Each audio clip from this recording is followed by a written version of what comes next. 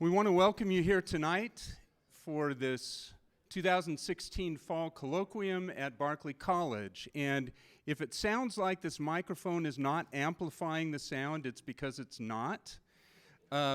This microphone and the microphone that our speaker is going to be using that's on his lapel is because we are recording this event. And so later in the evening, we will have a time for some question and answer. And if you would please, during that time, to wait till we bring the microphone to you. That way, your question will be recorded instead of just this long silence with a strange answer that Derek might give. So that's the reason we have the microphone, even though it doesn't sound like I'm any louder.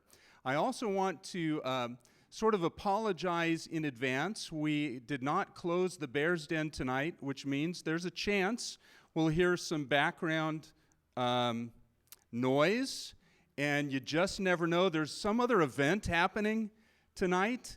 You never know if there might be a cheer or a boo, depending upon how things are going. And so I'm just going to put it out there that we will all get to find out later on this evening how that other event turned out today. So we'll just delay our own discovery, and we'll also just be thankful that here at Barclay College there are a lot of things that are happening. And so as we hear background noise, we'll just pretend that's reason for us to give praise and thanks to the Lord that there are all kinds of good things and relationships happening all over this place. And so there's my disclaimer on sound. I did just mention a little bit of our format, but I didn't say one of the other important things. So our speaker this evening will be sharing with us, and then we will have a time for question and answer. And then at the end, we will have a reception, and we hope that you will all stay and plan to eat several of the bakery cookies, and we have some other kinds of things. Hot chocolate also, which we don't often have here. That's available, and so hope you'll stay for that, and that'll be over in the dining hall when we're at the conclusion. Well, what is a colloquium? I mean, besides just being a long name that we don't often use in common language, let me read for you this definition. It's an academic meeting in which specialists deliver addresses on a topic or on related topics and then answer questions relating to them. So in other words, it's basically what we're doing tonight. That is a colloquium. And we do have a specialist here in our midst. And that person is Dr. Derek Brown. And let me just read for you a little bit in case you didn't catch this on some of the publicity. Derek has been a member of our faculty since 2012, and he holds a number of positions of leadership. He has probably one of the largest business cards of anyone here at Barclay College, at least he needs to, because of all of these different roles and responsibilities. He is the current chaplain, the Chair of Pastoral Ministry for our undergrads. He is the director in the graduate school for Pastoral Ministries and the director in our grad school for Transformational leadership. He also happens to be the interim pastor at Maxville Christian Church right now. And so when I say anyway, you got the idea.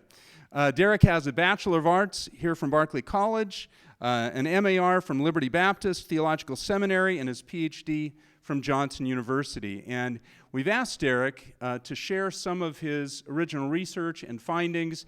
This is not his entire dissertation that he's sharing, but a piece of some of his research that we've asked him to share with us. And so let me begin with a word of prayer, and then we'll turn it over to Dr. Brown.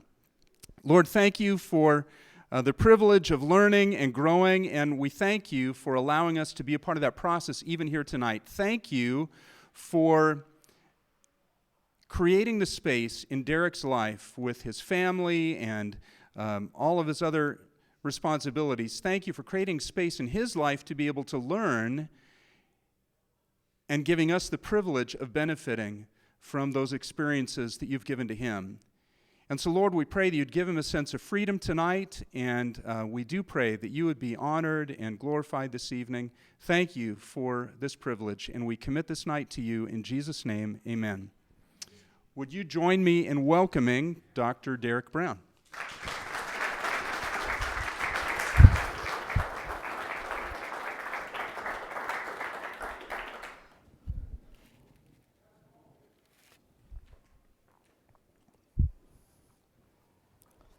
Hello. The title of my paper is An Uncertain Priesthood, the Development of the Pastoral Role in American Quakerism.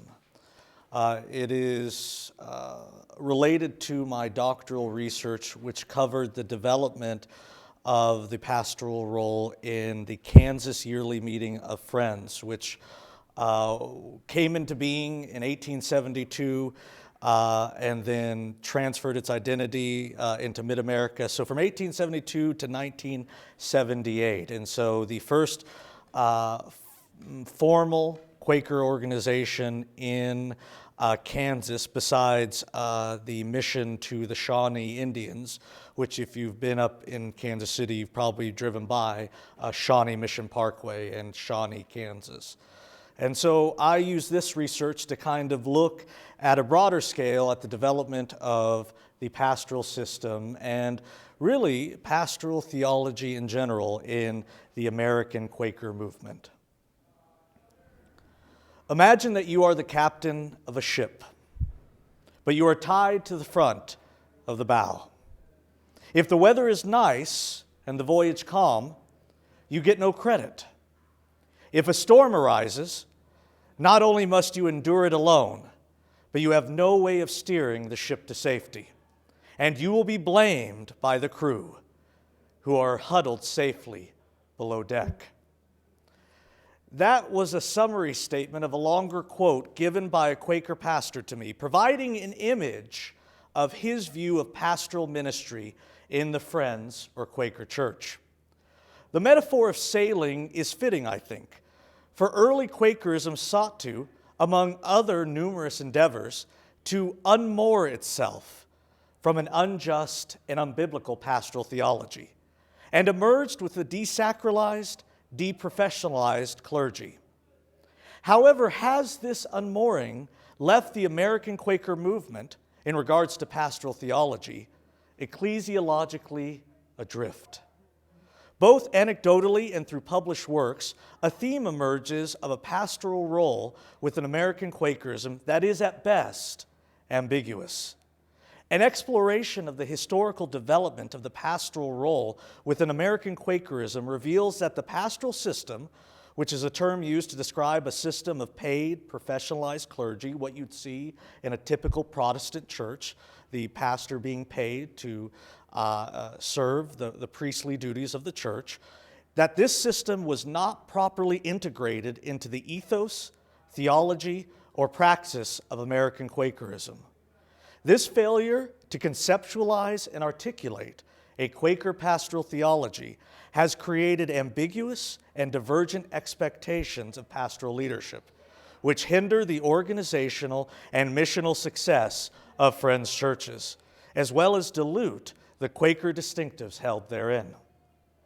As mentioned before, ambiguity regarding contemporary expectations of the pastoral role could be attributed to a lack of unified integration of the pastoral system into the extant ethos of American Quakerism. A period of evangelical revival during the second half of the 19th century led to an explosion of numerical growth within Quaker churches. Now, we don't have direct numbers, but anecdotally, a pastor in Indiana told me that at this time, between 1870 and 1880, his church, if you look at the records, grew from 70 to 700, all because of these revivals. Tom Ham mentions that in one area, it grew from something like a couple dozen Quakers to over 1,000 Quakers. So this revival caused massive numerical growth. These proselytes converted at revivals, what you think of today, filled with music, emotional preaching, and altar calls, then left those revivals and joined Quaker churches, which were typically silent affairs with neither music nor any other element typical of an evangelical liturgy of that day. Not only were these congregations too large now for the typical shepherd care by the elders would often do what we would think of as pastoral care because there was no paid clergy.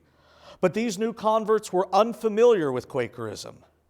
Thus, congregations began hiring pastors, both from within the movement and from other denominations.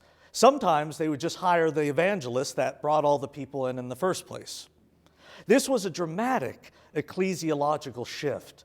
For if you can imagine a typical Quaker meeting of a square in silence from 90 minutes to 3 hours, punctuated by someone rising, sharing a word from the Lord, then sitting, the shift to the pulpit with a pastor preaching week in, week out, and with the shift of the pews facing each other to facing the pulpit, and a movement from silence to music and other typical Protestant liturgical symbols.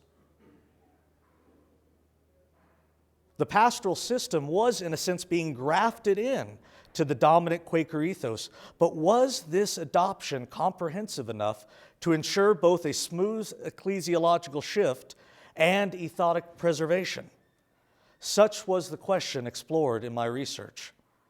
The data for this paper was drawn predominantly from yearly meeting minutes, and specifically from the minutes of the Kansas Yearly Meeting of Friends Churches. While Kansas Yearly Meeting, which became the Evangelical Friends Church Mid-America Yearly Meeting, is only one of the pastoral meetings, yearly meetings extant in America, its progenitors, Indiana Yearly Meeting, with influence and members from Iowa and Ohio, and its progeny, Rocky Mountain Yearly Meeting and others, make it at best a useful and perhaps generalizable case study of American pastoral Quakerism, and if nothing else, it provides justification for similar research for other pastoral yearly meetings. Presuppositions. To explore the issue of the progression of the pastoral system in American Quakerism is to diverge along two paths of presupposition. The first is that the pastoral system is theologically incompatible with Quakerism, that it cannot fit. You cannot have a paid pastorate within Quakerism and allow it to be called Quakerism. So thus, any source of role ambiguity is unsurprising and unavoidable. The other path is that the pastoral system is compatible with the ethos of Quakerism, and thus any issues arising from ambiguous expectations emerged not from a theological incompatibility, but an inadequate integration of the pastoral system into its ecclesiological ideology and praxis. In regards to the first presupposition, the idea that the pastoral system is incompatible with Quakerism, it is the easiest answer to the ecclesiological struggles of the pastoral system within the Friends movement. However, it's the most spurious. It's the most, for lack of a better term, wrong. While one of the foundational pillars of early Quakerism was a fervent and at times vitriolic anti-clericalism, it would be myopic to attribute this anti-clerical streak to a mere theological difference. Rather, it was the social injustice propagated by the Anglican clerical structure that was the main source of Quaker complaint. Such injustices included the social distinction of the Anglican clergy. In 1600s in England, to be a pastor was to be one of the most noble professions, and if you were not good enough to be a pastor, you became a medical doctor or a lawyer. So if you imagine that you're upset because you didn't get into Barclay College, so you had to go to KU Medical School as your backup. The forced maintenance of ties from the population, the Church of England utilized the government to enforce mandatory ties, whether you're a member or not. So if you didn't give to the church, the sheriff would come by and see that you did. And the socially inequitable educational requirements for ordination into public ministry. It was very expensive to learn at Oxford and Cambridge, and so therefore only the wealthy ended up into the ministry. The constraints of the Colloquium prevent a further exploration of this topic. So if you would indulge me, let us proceed with the presupposition that the pastoral system is compatible with the traditional Quaker ethos.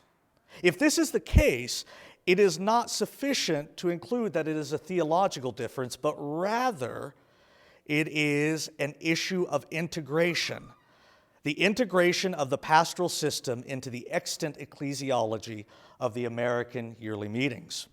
A failure of such integration, the consequence of a substandard conceptualization and articulation of ecclesiological expectations of the pastoral role, could be posited as a causal factor in the contemporary role ambiguity of the pastor within American pastoral Quakerism. An exploration of the development of the pastoral role within the Kansas Yearly Meeting of Friends Churches revealed, amongst other themes, potential causal agents of contemporary ambiguity, specifically regarding pastoral expectations that were held by congregation and clergy alike. Now, rather than attribute causality to any specific element of ecclesiological development during this time, which would be a dubious proposition, this study will explore areas related to the evolution of the pastoral role within American Quakerism, utilizing Kansas Yearly Meeting as a case study of said development. Because of the constraints of both the Colloquium and the attention spans regarding 19th century Quaker ecclesiology, the areas we're going to explore today are merely three. One is a piecemeal and discordant adoption of the pastoral system of the yearly meeting, an inchoate culture of financial support for pastors, and shifting expectations of pastoral education and training. The first is the piecemeal adoption. The first pastors were hired in Kansas Yearly Meeting not long after the yearly meeting came into existence in 1872. However, the adoption of the pastoral system was not a unified, cohesive, and comprehensive reform of traditional Quaker ecclesiology and polity. They did not decide to shift as one into having hired pastors.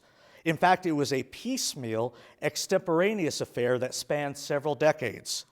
Now, this wasn't to say that some, if not most, didn't respond positively to the arrival of the pastoral system. On the contrary, throughout the 1880s, there were reports that the pastoral system was necessary in the Kansas Yearly Meeting. In the 1890s, there were several mentions throughout this decade that recommended that the pastoral system be made as a permanent ecclesiological feature. If I may quote a longer passage representing the theme regarding the pastoral system, let me quote from 1896. Our experience this past year has more than ever confirmed to us that the course the yearly meeting takes for the better care of the work and workers was and is right and of the Lord. Our convictions are that this system need not in any way conflict with the better spirit of apostolic times, nor with the principles and practices of our earlier first friends. And we believe adoption and the carrying out of these plans will conserve the truth held by the Friends Church in the beginning. Now, there's not a definitive explanation for the yearly meeting's choice of such conciliatory apologetic missives in place of kind of a mandate for a unified adoption. However, the content of these statements point to a reluctance of some members and maybe entire congregations to endorse the pastoral system. This unwillingness, no matter how passive the intransigence, would have, because of the consensus-driven shared governance structure, thwarted a one-time unified adoption of the pastoral system. It was not until 1897, so give or take 20 years, that the yearly meeting mandated that all monthly meetings hire a pastor or group together into a circuit ministry to fund a full-time pastor. However, the damage was done. By failing to mandate a yearly meeting-wide shift into the pastoral system, the yearly meeting also failed to take advantage of an opportunity for representatives from the monthly meetings to gather and conceptualize, debate, and articulate a cogent pastoral theology, which would guide future clergy training and employment.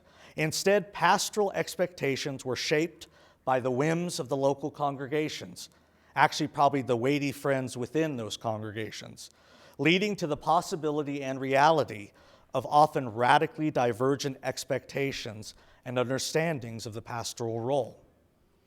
The second issue we're going to explore is financial support.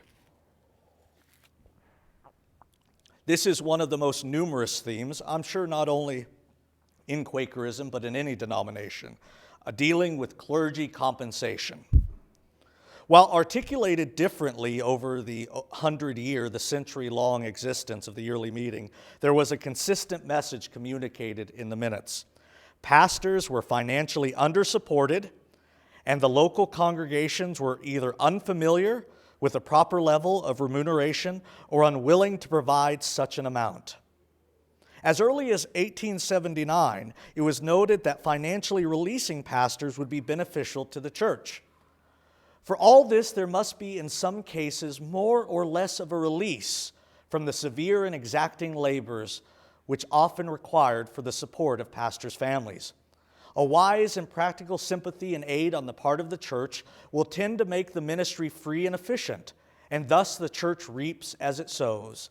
Liberality brings fruitfulness, and vice versa, end quote. This sentiment, however noble, was not put into practice. General superintendents continually admonished congregations who not only failed to pay pastors adequately, but even on time. There are reports of 3 to 6 months delay in a pastor's paycheck. For example, there was condemnation in the late 1950s of churches that were celebrating that they paid off their mortgages while keeping their pastor's salary artificially low.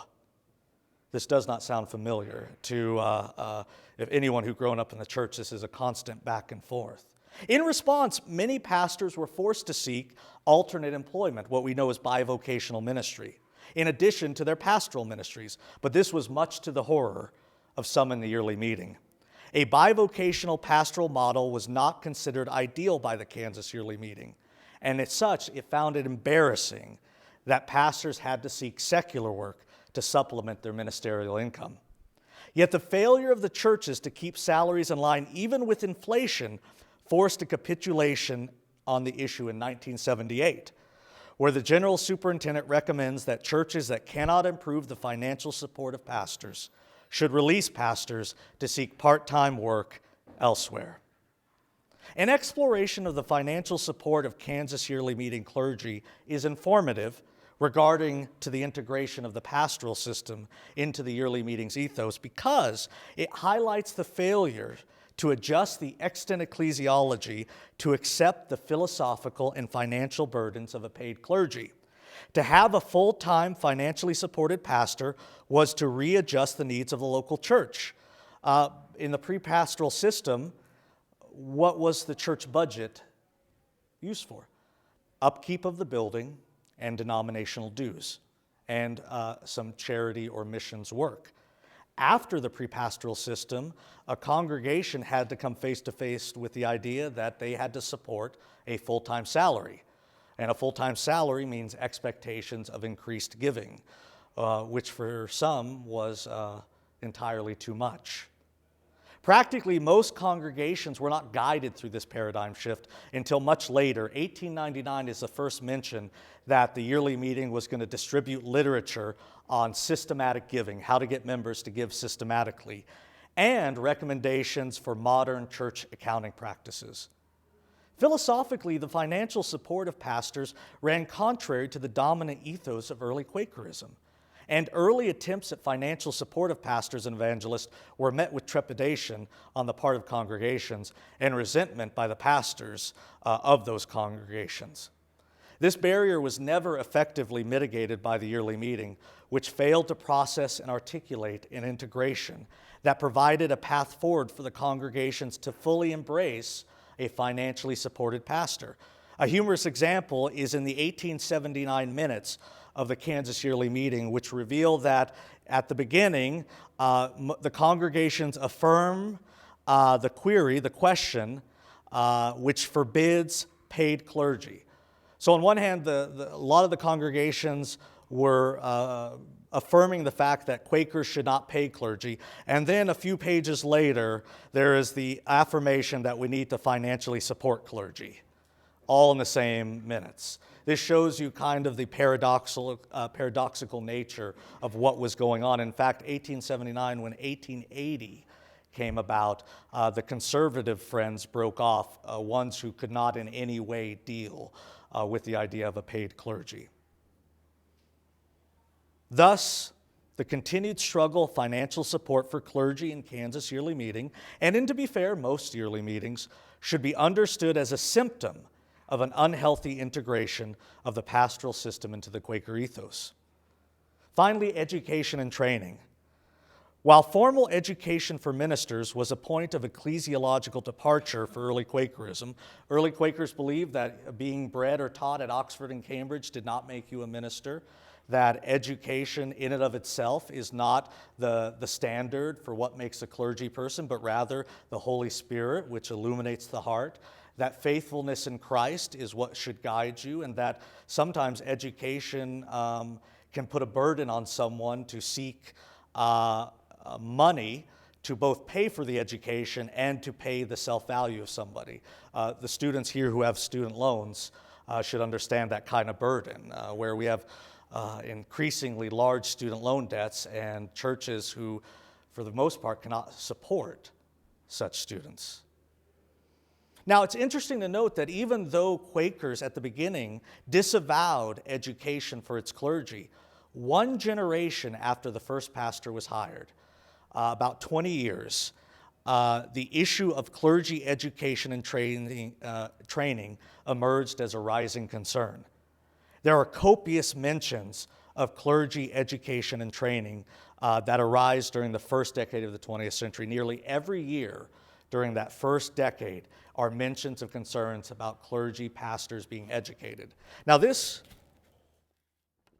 should kind of raise at least an awareness of seismic shifts that are happening, because the first pastors that were hired were not forced or mandated to undergo any sort of education or training. But within one generation of the pastoral system, they were demanding that clergy be educated. The outcomes of these discussions were the creation of the Pastors' Alliance, which was an annual gathering of training and fellowship for pastors, and the addition of biblical studies courses at Friends University. These mentions continued into the following decade, the 1910 to 1920, and that called for an increased stringency regarding recording and licensure, that they narrow who can and should be ordained in the Friends Church.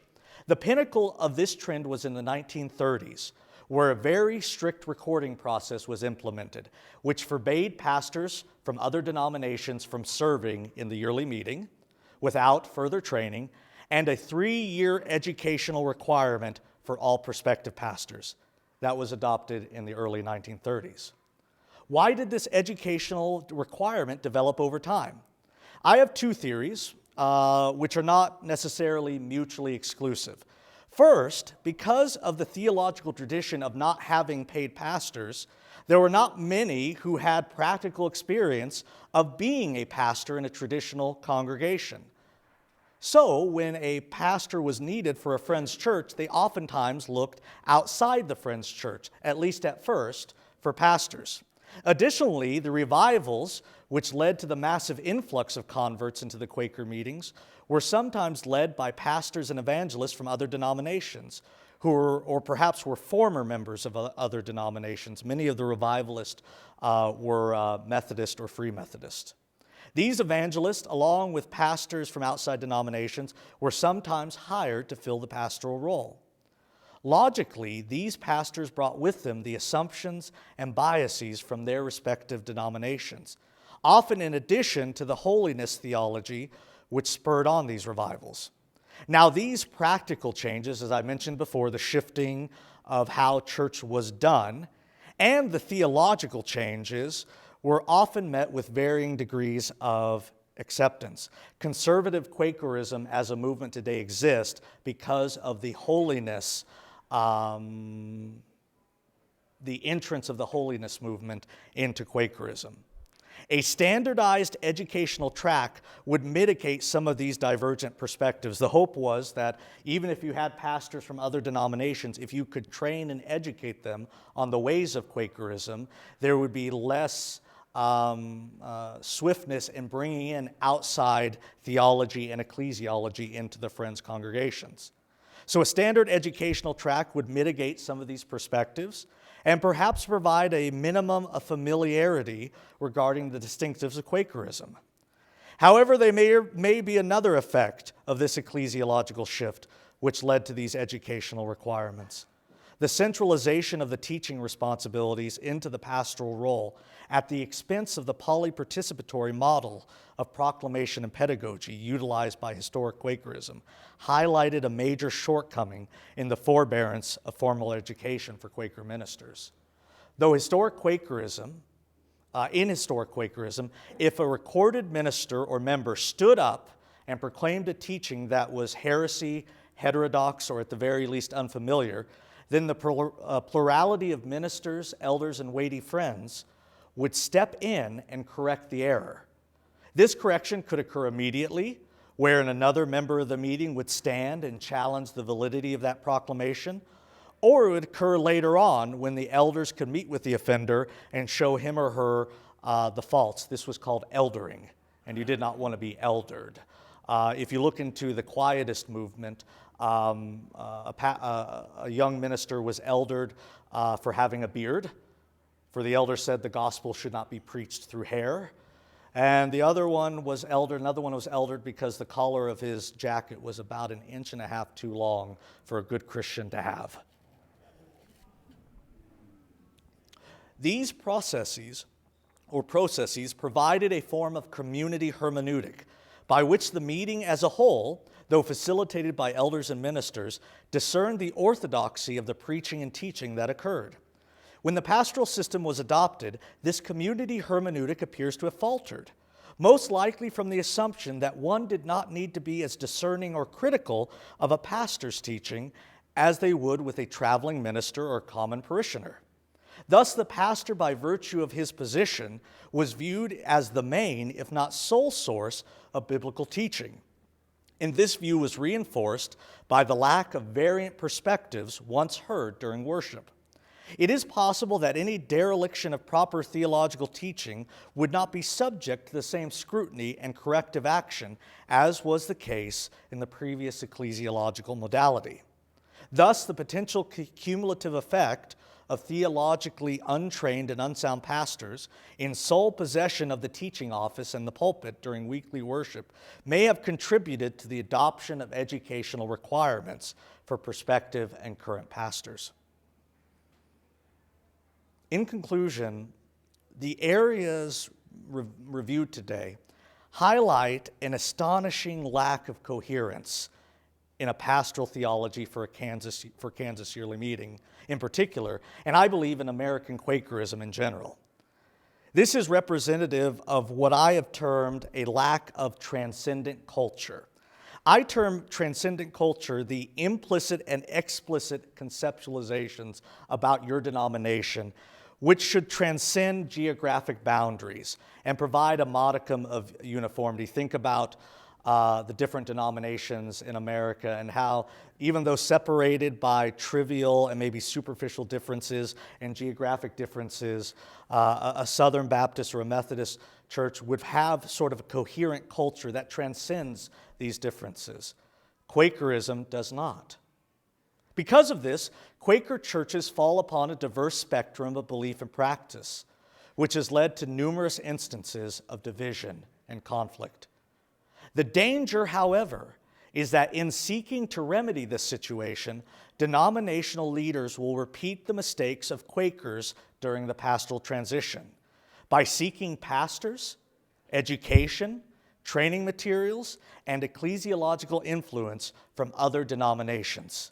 Instead, the yearly meetings should seek a shared pastoral theology and ecclesiology, which would inform the week-to-week expectations of the pastor, as well as the broader philosophical and theological implications of pastoral ministry within the Quaker movement. Christ-centered Quakerism, in my opinion, has a place and a voice in this world. But how can they hear unless someone is sent?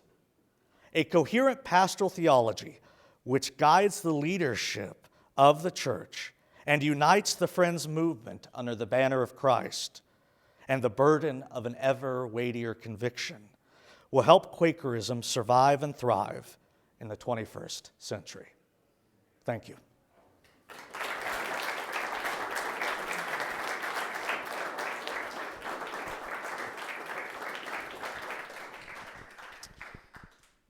Thank you, Dr. Brown. I'm going to ask you to stay right here, if you would, please. And we're going to take just a few minutes for some question and answer. And Derek has touched on a number of things. And some things, would it even be appropriate if somebody asked you a question like, would you please repeat that? Sure. If they didn't. So that's okay if it's a question like that, or it might be something directly related to what he has said that sparked another kind of a thought. And so this is one of those kind of question and answer periods where there isn't a wrong question. We'll see if he gives the right answer or not. Yeah. But you do need to use the microphone. Just want to say thank you, Derek, for a very engaging presentation. One of the things that was gained in the revival period is numbers of people coming into the Quaker meeting. In your mind, what was lost? What was lost by the adoption or the changes that were going on related to ministry itself? In short, a lot. A longer answer is, one is the suppression of the universal ministry. In a typical Quaker congregation, you may have 10 to 12 recorded or ordained ministers in the church, as well as many elders. And these would speak at various occasions. And not only that, anyone could speak. A child, man, woman, regardless of race, anyone could share what the Lord laid on their heart. And if it was wrong, it would be corrected. When the pastor came in, the polyparticipatory community became a passive community. And many churches today are passive institutions. You sit and you receive. You say the music, you're sitting next to one another, and you're receiving. This is the problem with reaching young people today is they come and they sit and they don't feel the community because they experience the same thing they would at a movie theater, only often less entertaining at church. So you had the suppression, and this was never dealt with. Only about, I think, 15 to 18 years later, there's one sentence in the yearly meeting minutes, and forgive me if I don't have the exact citation. I had to read through around 17,000 pages of these yearly meeting minutes in my study. But there's one line that was mentioned that someone asked, well, if there's one pastor and 7 ministers, what do these ministers do? And the only answer given was, you should just obey your pastor. So oftentimes, rather than recording ministers, that came kind of later where you'd have a plurality of ministers again, more of a kind of a point of honor.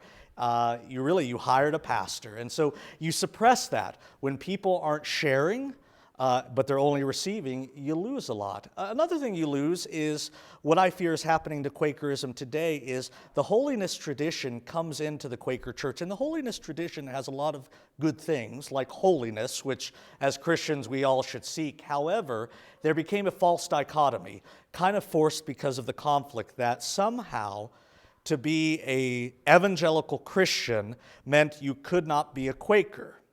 Now, this is wrong. The early Quakers were rooted in Christ. Their letters, their actions were saturated with Scripture.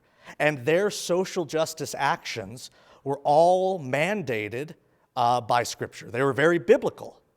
However, there became this distrust, and often mitigated because they could not come together and articulate a pastoral theology, so they separated. What is happening today, I fear, is that the testimonies of Quakerism, which would reach many people today, especially young people, testimonies of simplicity, not getting caught in their parents' trap of credit card debt, of peace, not getting caught in wars that we can't seem to win and we're not sure why we're there, inequality, avoiding racism and which lives matter the most at the expense of others, of integrity in a world that's filled with falsehood, that there's honesty, these things, community. We have a world that is more connected technologically, but more separated socially. We live in the most connected, most lonely time in our human existence. And the young people recognize this. Quakerism shows a way you can do this. And, by the way, go to heaven and worship Christ. You don't have to go to Buddhism or any other of these cheap alternatives. You can find Christ himself through these actions. Today, what we see is people don't know much about their Quaker heritage, and it's really tough to teach a new convert Quaker heritage. So we're just going to be an evangelical kind of community church. And I don't want to disregard that, but I've talked with leaders in other denominations, Free Methodist, so on, who talk about the fear of denominations who have very rich messages to give to the world, devolving into a bland evangelicalism, which unfortunately no longer reaches this culture. So it's an issue of heritage, but also an issue of mission. If we're to be missional, we have to have a mission. And oftentimes, evangelicalism is so rooted in the inward, the spiritual, get my ticket to heaven, my personal walk with Christ, that we lose the mission that these denominations, Free Methodist, sought equality through not charging for pews. You could go to church for free and be Methodist, so on and so forth. So that's what we've lost. So short answer, a lot.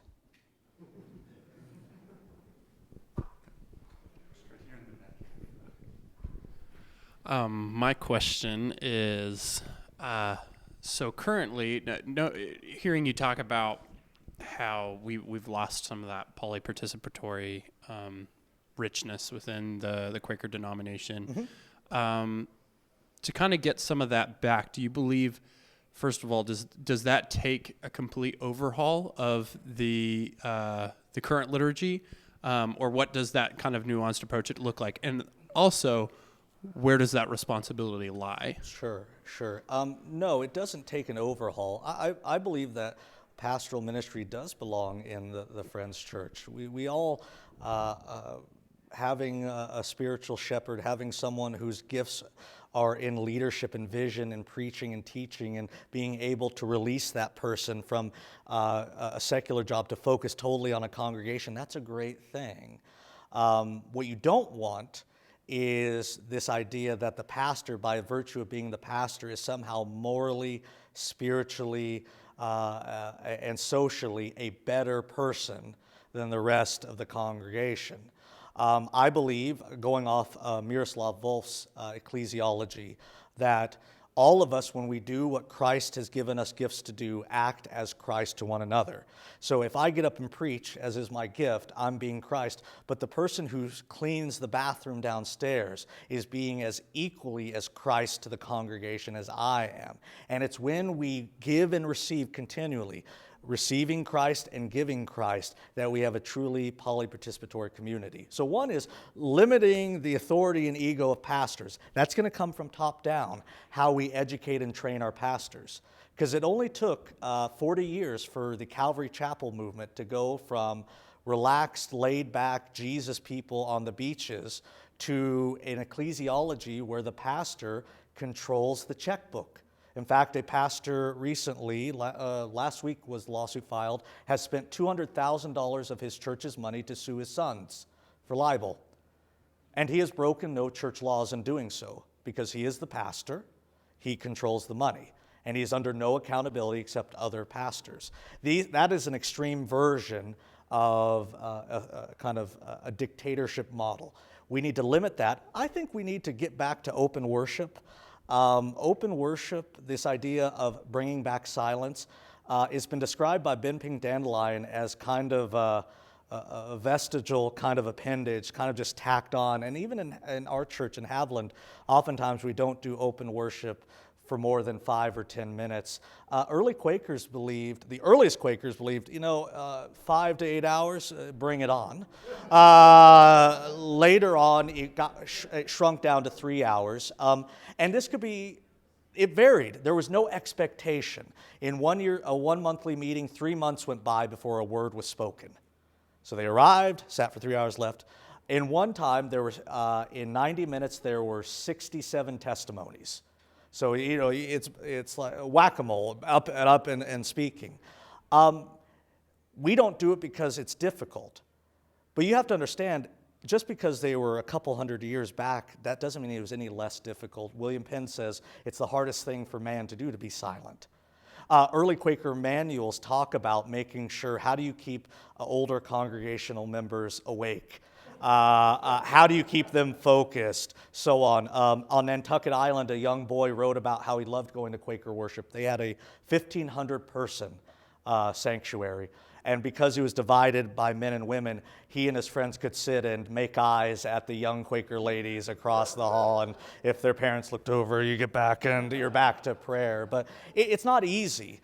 One of the saddest things I ever heard was a pastor who told me that he was a pastor of a Quaker church of about 250, and he says, "We're getting rid of open worship. It's too messy."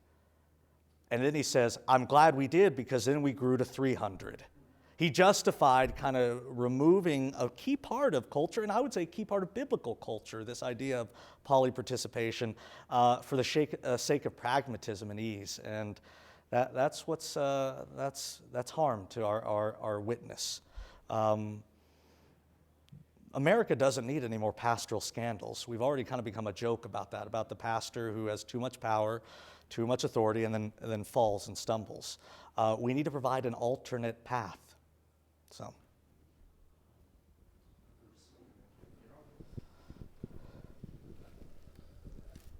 First of all, I want to thank you. It was excellent. Well, thank you. I couldn't have done any better. Oh, great. Very good. You brought up the issue of salary for pastor, Sure. and that there had been a conflict, and I didn't sense that you felt like there'd been any resolve in that. Has there been a resolve, or is it still? I know in Candace shared with me, there's a number of pastors that work other jobs and have to work other jobs. Sure. And what is the answer to that? And Sure. I think expectation. I think the expectation moving forward that many churches will be bivocational. When a large majority of churches are 100 or less, it's going to be increasingly difficult, because even if our church were to grow overnight, the people that we want in our churches, the next generation, are underworked and overburdened by debt. And so we as a church are going to have to change our expectations of what we can fund and afford. I believe that a good pastor is worth his labor, but what does that look like? I mean, in Eastern Region, they set salary limits that if you're under a certain amount, then you're free to go get work. But the problem with salary limits is they're hard to enforce, and then it creates a drive to, how do I grow this thing as quick as possible? And while whatever your motive is, Paul says, if you bring people to the Lord, good on you. I worry about, do we do church growth because we want to spread the kingdom, or do we do church growth because every person here is another potential giving unit that can raise that? I think expectation-wise, there's a two-sided thing. I think there's generosity, there's budgets. On the other side, I think the next generation of Quaker pastors need to learn to be bivocational and be okay with that. I think it's going to enhance our ministry in a sense that you're going to be out in the community. Now, if we looked at some of our budgets, we spend a lot of money on things that probably we didn't need. Sometimes even our church buildings, if we don't have enough supply. This is an extreme example. There was a church in Washington, D.C., where their building was so inefficient that it was costing them, I think, in the hundreds of thousands of dollars every couple of months to heat and cool. They couldn't sell it or get rid of it, though, because it was a national monument. It was put on. And so they're just stuck in this declining congregation, and they don't know what to do. And I think sometimes we act like our church buildings have that stamp on it. What would happen if we downsized? What would happen if we became more efficient? I think we should, at all costs, try to keep salaries, though, competitive or at least supportive. You don't do it for the money, but you know this. If you've ever been at work when you have money problems, it's hard to really be focused at work. And how much more important is the spiritual guidance and teaching? But when your mind is, will my kid have shoes? It's hard to give your full focus on God. But we, of course, as churches, what do? We say, well, he should be faithful, etc.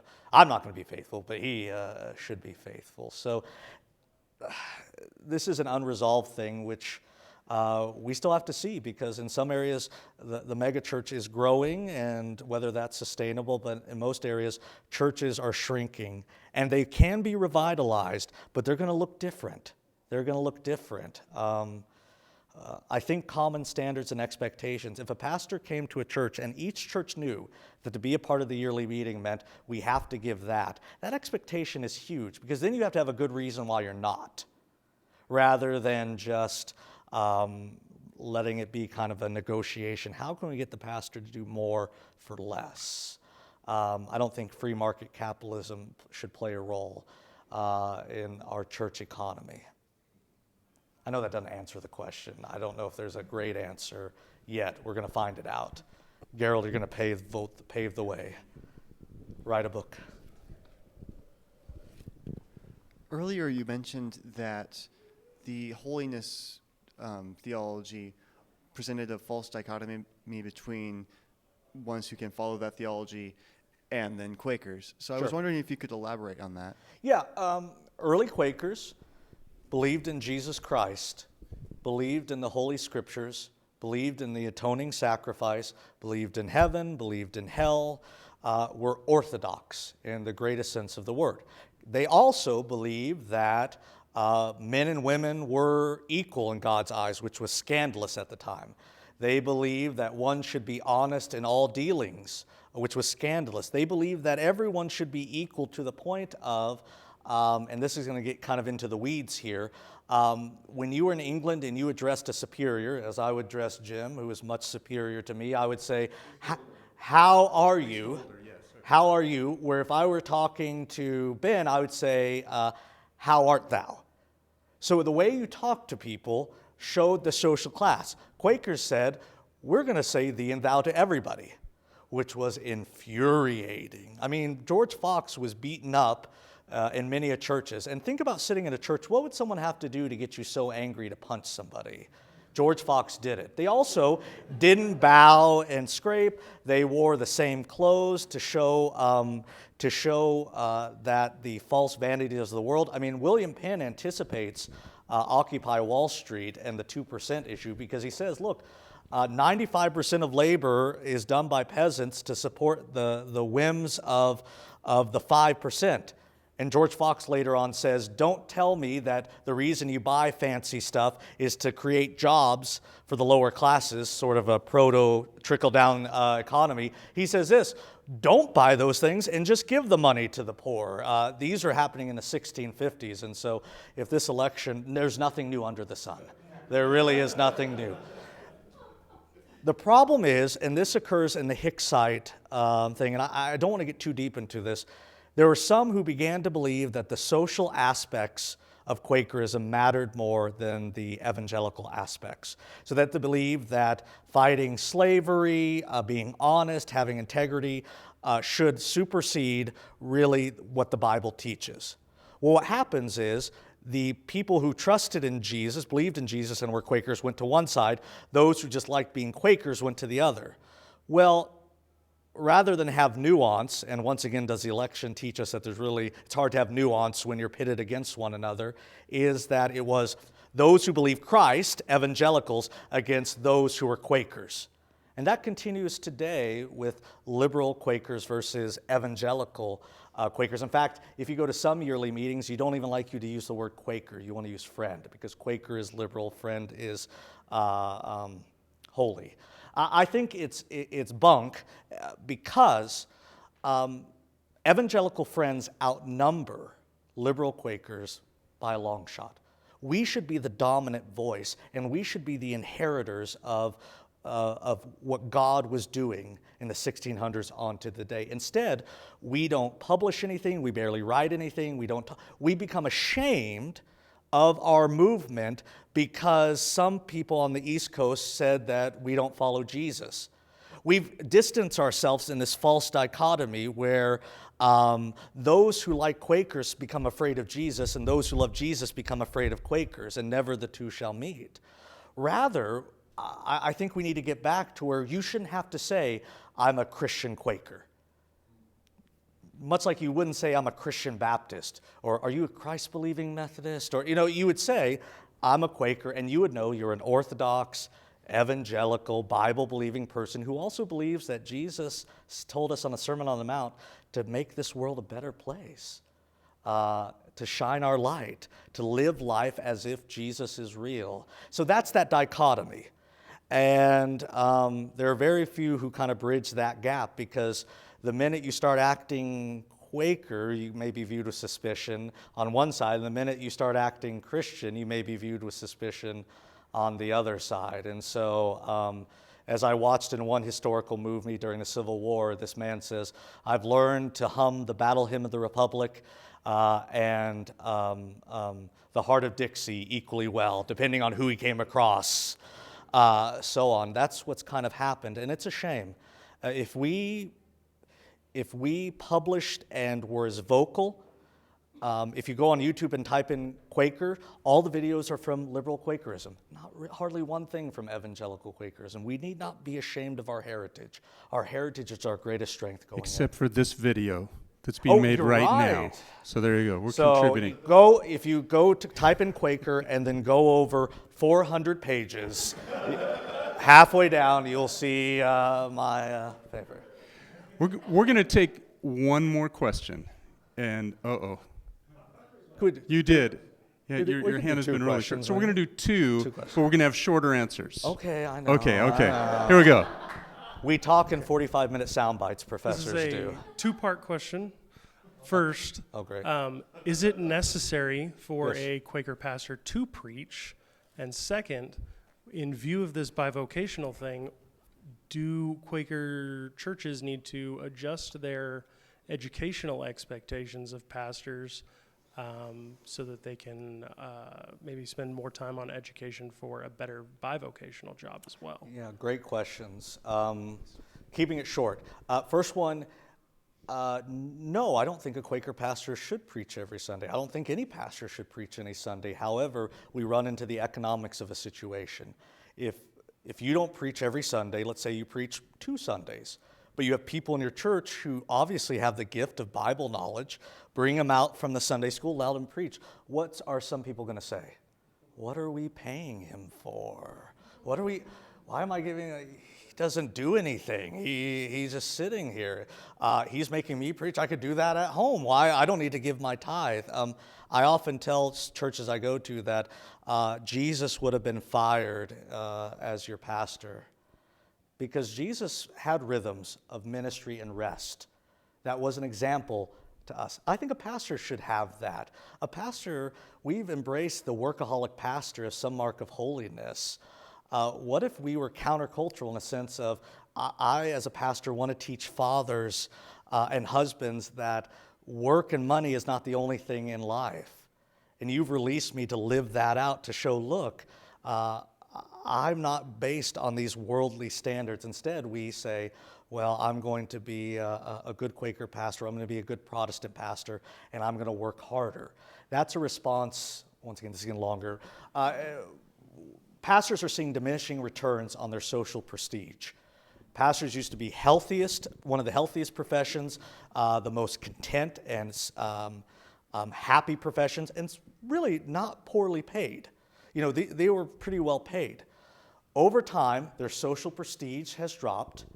Churches are shrinking and plateauing, and they're getting paid less. So they're doing the same work, but feeling worse about it. Their response was, well, I'm going to work harder. If I work harder, more people will come. And they've done that to the point where pastors used to work between 30 and 40 hours, and now work between 60 and 70. They're the most unhealthy profession, and churches are still shrinking. So it's insanity to do the same thing. Your second question, quickly. I understand what you're saying, that perhaps pastors should have on-the-job training to learn to be accountants or mechanics, butchers, etc. I also think, though, we need to have education to root them in their understanding of their faith in Quakerism. And so, yes and no. If the hope is to release them fully, we need to have a well-rounded scholar pastor. If not, then yeah, there needs to be opportunity where you can come out and not only have a pastoral degree, but have your mechanic or contractor's license as well. That would do quite a bit. Thank you. Last question. Last question. My question is similar to Chris's, but more the historical part of that. So was the adoption of the pastoral system, is that the same thing as the transition from the unprogrammed to the program? Or was there, a vision for, training these new Christians beyond just this weekly meeting or something like that? Sure. It's a little bit of chicken and the egg, but not by much. What we do see is that there was this conflict among young Quakers who were sneaking off to go to these revivals and coming back kind of energized. In fact, one statement shows that 2 Quaker boys went off to a Christian church and came back filled with heretical and radical ideas. One of those was music. Having music in the service. These young people wanted it, and some of the elders, though pushed back, recognized that maybe we do need to make some changes. And so there were minor changes, but had the revivals not happened, perhaps you would have seen a transition to a more programmed service. But just as the elders were kind of, in a sense, giving into this, the revivals happened, and they either had no choice or, in a sense, marginalized out. So historically, you wish you could have seen, as an experiment, what would have happened organically had not the rush of converts come in. Would we have shifted more towards music, but still open worship? And what would that look like? That would have been kind of exciting. Communion, but open worship, no pastor. That would have been a really great thing. Instead, just by necessity, you look up and you have people in gray and black surrounded by young people who have no idea what we're doing. Why are we sitting in silence? Did someone die? Is this a funeral? And so we just did what was easiest. Let's bring in music and pastors. Does that make sense, I guess? I just wondered if there were any unprogrammed churches that adopted pastors. Oh. Were there unprogrammed churches that adopted pastors and didn't immediately go to the sage and the stage model? I don't see that. I've not seen evidence. Not that it couldn't have happened, but the sad thing is it became so vitriolic during this time that in Indiana and others, as I said before, some of these unprogrammed meetings were either so angry or felt so threatened that they just went off and formed the conservative Quakerism. Those who stayed just sort of gave in. Had we not realigned, had we not separated, it would have been intriguing to see what emerged. Now, sometimes realignments and separations are necessary, but I wonder if we jump too closely instead of seeing what occurs when we try to just process this through. And I think that's being seen in North Carolina. Oregon was just seen in Indiana. What happens when you have divergent opinions on things? That, as I've heard in another movie, God grows weary of being called down on both sides of an issue. What happens when you both feel that God is on your side? How do you process through rather than just kind of separating? Okay, well, thank you, Derek, for sharing with us tonight. Would you join me again in thanking Derek?